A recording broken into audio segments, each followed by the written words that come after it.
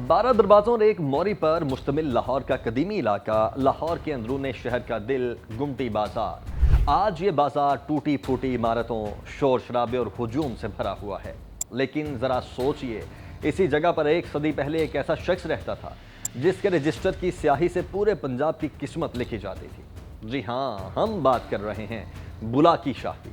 असल नाम तो बुलाकी मल था, मगर लाहौर के लोग उन्हें एहतराम से बुलाकी शाह कहते थे। बल्कि लाहौर में अपने ज़माने के सबसे बड़े साहूकार थे जो लोगों को सूद पर कर्ज देते थे। दानिश्वर चंदर तरीक़ा के मुताबिक बरसगीर पाक व हिंद में आधा पंजाब उनका कर्जदार था।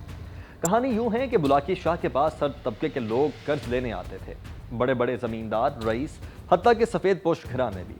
बुलाकी शाह के रजिस्टर में बड़े बड़े ज़मींदारों के अंगूठे लगे होते थे या दस्तखत मौजूद होते थे। वो कभी किसी को भी नाउमीद नहीं करते थे। उनके पास आने वाली औरतों के लिए अलग मसनद थी, जहां वो पर्दे और इज्जत के साथ बैठती।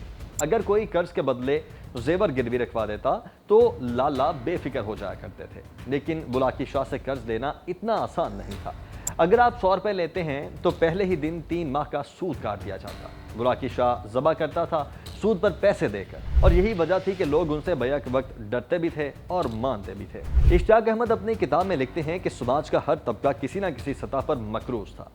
बुलाकी शाह एक सूदखोर साहूकार की एक बेहतरीन मिसाल बन गया, जिसके सामने बड़े बड़े ज़मींदार भी झुके नजर आते। कहानी यहाँ पर ख़त्म नहीं होती। लाहौर के बड़े बड़े रईस, जिनमें मुमताज़ दौलताना के वालिद अहमद यार दौलताना भी शामिल थे, सब के सब शाह जी के मकरूज थे। बात के मुताबिक तो मजंग की हवेलियाँ तक गिरवी थीं। एफ.ई. चौधरी ने एक दिलचस्प किस्सा सुनाया। कहते हैं कि जब बुलाकी शाह बीमार पड़ गए तो कर्जदार उनका हाल पूछने आने लगे और शाह जी दिल खोल कर कहते, ओए मुनिम, दसो चौधरी साहब दे किन्ने पैसे ने, और फिर रजिस्टर से उनका खाता फाड़ देते। लेकिन याद रहे, ये रियायत सिर्फ छोटे कर्जदारों को मिलती, बड़े रईसों के कर्जे मुआफ नहीं होते थे। ये 1920 की दिहाई है। हाजी अहमद बख्श एक मशहूर फारसी शायर और अल्लामा इकबाल के दोस्त थे। हाजी अहमद बख्श ने लाहौर में अपनी 65 कनाल ज़मीन बेचने का इरादा किया। ये ज़मीन 20,000 रुपये के एवज़ लाहौर के सबसे बड़े साहूकार बुलाकी शाह के पास रहन थी।